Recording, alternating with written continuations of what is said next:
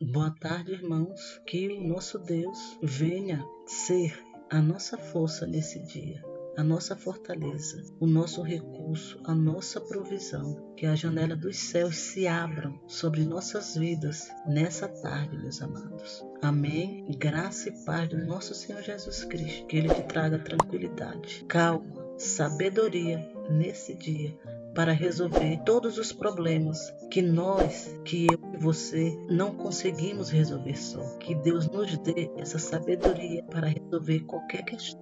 Amém, meus amados irmãos? Hoje nós vamos meditar em 1 Reis 17, versículo 18. É uma história muito conhecida no nosso meio cristão. É a viúva de Sarepta. Versículo 9 diz o seguinte, meus irmãos: levanta-te e vai a Sarepta, que é de Sidom, e habita ali. Eis que eu ordenarei ali uma mulher viúva que te sustente. É sobre o profeta Elias e a viúva que o sustentou durante aquela crise, aquela seca que se encontrava naquele país. O profeta Elias estava fugindo da fúria do rei Acabe e sua esposa Jezebel, por causa dos pecados e transgressões do rei e da rainha. O profeta Elias fez uma oração poderosa para que não chovesse sobre a terra por 3 anos e 6 meses. Isso trouxe uma grande seca e fome.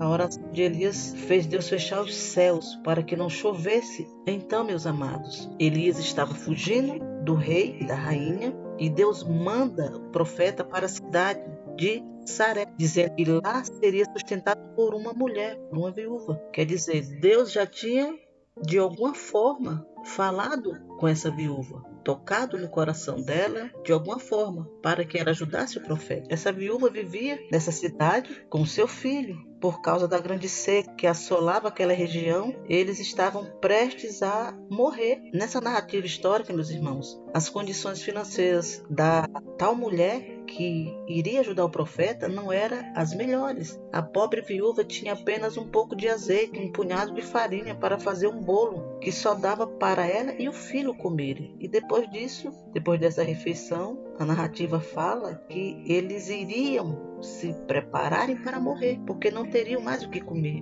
Seria a última refeição deles. Aquela seria a última refeição. Não havia mais alimento. Que coisa terrível, que situação horrível essa mulher estava, e ela tinha que ajudar o profeta, meu irmão. Como administrar uma situação como essa? Como aceitar essa sentença? Como agir e reagir? É muito difícil agir numa situação dessa, tomar a atitude que aquela mulher tomou. Ela só teve essa atitude, meus irmãos, porque ela foi direcionada por Deus. Deus tinha tocado nela. Senão, ela não teria feito nada para ajudar o profeta, de forma alguma. Era a única refeição que ela tinha. Ela ia dar para um estranho? Não ia. Mas Deus estava no controle daquela situação. Ela estava passando por uma situação deplorável. Eles fariam, ela e o filho fariam a última refeição e esperariam chegar. Mas, em vez de se desesperar, ela tomou uma decisão sábia, corajosa, misericordiosa e cheia de compaixão para com o profeta Elias. Essa viúva, ela não foi egoísta, mesmo com tão pouco, dividiu com o profeta. Ela foi generosa, meu irmão. Então, a generosidade atrai bênção, atrai mais generosidade para nossas vidas, atrai o favor de Deus. Nós podemos aprender muito, muito mesmo com essa história antiga, meu irmão. A viúva de Sarepta é um exemplo de fé, generosidade e bondade de Deus em tempos difíceis. A história dessa viúva nos dá uma grande lição de vida. É um exemplo de fé e confiança em Deus. Confiar em Deus, meus irmãos, pode mudar histórias, reverter situações que, ao nosso ver, são impossíveis de ser revertidas. Mas confiamos em Deus, Ele tem o poder de mudar a nossa história, de reverter situações que seriam impossíveis aqui para nós, mas para Ele não. Então, a viúva de Sarepta foi beneficiada do milagre da multiplicação do azeite e da farinha através do profeta Elias, porque ela demonstrou fé e generosidade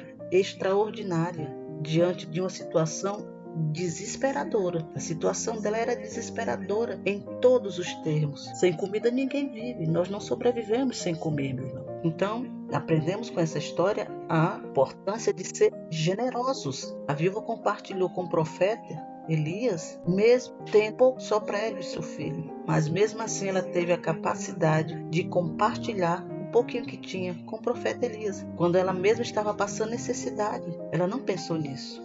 Ela não pensou no pouco que ela tinha. Ela simplesmente agiu, ela foi generosa e ajudou o profeta. E isso trouxe recompensa para a vida dela. A generosidade dessa mulher foi recompensada por Deus. Temos um Deus bondoso, misericordioso, capaz de nos abençoar em tempos difíceis, de maneira que nem sequer podemos imaginar, meu irmão. Deus pode nos abençoar. Precisamos nos posicionar, como fez aquela viúva. Ela teve fé e foi capaz de usar de generosidade com o próximo, mesmo com tão pouco. Isso moveu a mão de Deus ao seu favor. Deus viu o amor daquela mulher, a fé, a generosidade dela para com a pessoa que ela nem conhecia. E isso moveu o braço de Deus, o favor de Deus na vida daquela mulher. E da mesma forma acontece conosco, meu irmão, quando somos generosos, quando não somos egoístas, quando não pensamos só em nós, mesmo diante das dificuldades, pensamos no nosso próximo. Isso faz os céus se abrir sobre nossa cabeça, nossa casa e os nossos.